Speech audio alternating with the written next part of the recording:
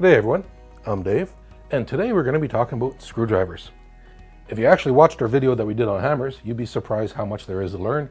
And as we go through screwdrivers, we'll talk about the different styles, how you can do a little bit of cleaning, adjusting, and how to properly use them. So with screwdrivers, you have all sorts of different kinds. You have the multi-bit type, where you actually can slide your bits in and out. You've got the type where the bits are actually sitting inside.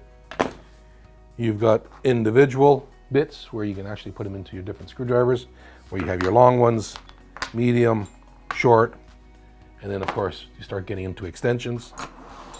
We start getting into little stubby screwdrivers. We get into more into a type with it built into a handle. We get into special high voltage ones dealing with electricity. Of course, we also have micro ones for dealing with disassembly of small electronics and such. You have your type that go onto sockets. We have our security type bits for all the different types of security screws that are out there. And then of course we even have other kinds for sockets as well, sometimes for smaller. And you also have some of the more unique ones that you see sitting around that everyone pretty well has in their toolbox. The old Z or Z or bent screwdrivers, and of course they come in slots, they'll come in Robertson, they'll come in Torx, you can get them in Phillips, you can get them in whatever style you want. You can start getting into a socket style where you can select whatever bit you need, pop it off, toss it onto your socket, so you have that extra little bit of torque. Some screwdrivers as well come with a hole, so you can put a second screwdriver into the hole as a method of extra torque. Some screwdrivers as well come built in with the shaft designed that you can put an adjustable wrench, lock it right down on the shaft itself to give the extra torque. And then of course some are even built in, even the plastic is designed that you can actually put a wrench right onto it for the extra torque. When you start using screwdrivers, of course, over time a lot of the screwdrivers start getting damaged, like that particular slotted one. Someone was using that to do some prying. With this, quite often people just toss them aside. What I find with these, you got lots of options. I can either grind this down and make it into a scratch awl. I can either heat this up, rehammer it flat to make it a same width flat, or I can grind it down to make a narrower flat if I want. That's just a small little assortment of some of the screwdrivers you can get. Pretty well you can always find a screwdriver for your particular situation. So we start looking at screwdrivers themselves. We look at the slotted type. Again, these are particular ones that are designed specific for working on jets and carburetors. So they're designed with a specific width and specific thickness. These particular screwdrivers are actually quite expensive to buy, but this is where we can repurpose an existing screwdriver. We can grind it down to these dimensions so it fits directly into the screw. And when I say fits directly in the screw, this is where we start getting into what I see as, I like calling, abuse. When you put a screwdriver into a screw, in this case we're just dealing with a slotted, that screwdriver should actually go the full width of that screw all the way across. And it should sit in there nice and firm. When you're dealing with Phillips, which is a common problem that a lot of people make, is quite often when they're dealing with, let's say, a Phillips screw on the side, or in this case we're dealing with the Phillips up top, people tend to grab way too small a Phillips. They'll put it in and start working onto it. Next thing you know, it strips. That Phillips, when it sits in that slot, it should actually make full contact on all four corners, and it should sit in there with very little wiggle. If we get a proper size Phillips, when I put that in, there should be almost no wiggle. That should sit in there nice and firm.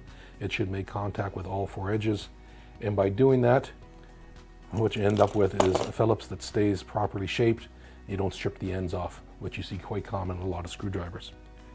When we look at Robertson, and Robertson of course come in different size square, the Robertson bit itself should be tapered, as well as the screw slot inside. This particular one isn't, and these are deck screws and construction screws, which typically aren't. If I were to put the deck screw, in this case construction screw, on the screwdriver, you can see it falls off right away. If I actually get a proper Robertson, one that actually is tapered, with a proper screw that actually is tapered, and I put that in, I can suspend that. I can actually shake that a fair bit, and it takes a fair bit to actually get that screw to fall off. Quite often, I hear people complaining about the Robertson, and that's merely because they're either using a cheap screwdriver or a cheap screw itself. But if it's both good quality, you can work in any direction you want. That's one of the reasons why they were invented. If we get into Phillips, you'll see again, this one here has been slightly abused. The edges are starting to round off, and it's getting to the point where most people would throw those away. This is where we start getting into our next topic. Our next topic is, how can we save them? So if you look at a Phillips, and the Phillips are one of the ones actually I find tend to get damaged the most.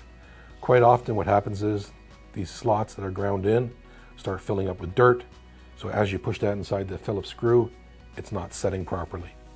What you need to do every once in a while is take a wire brush and just clean all that dirt out from inside.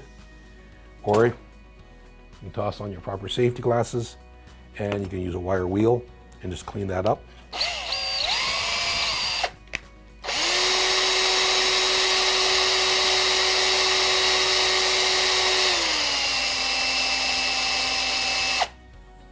As you can tell, it doesn't take much to get that little bit of dirt out. Now it'll sit much better into a screw. As well, when it starts getting damaged, you can actually refile them. What I quite often do is find myself a file with the proper angle, and you just put that right in the slot, and I can just go right through each one of those and file it down, trying to maintain that same angle. And once I do that all the way around, I can get rid of any of the burrs, any of the damage that's in there. Now the one thing you have to be careful of is if I'm filing down the slot, quite often I have to go to the tip and just file a little bit more off the tip so it'll set properly inside the screw.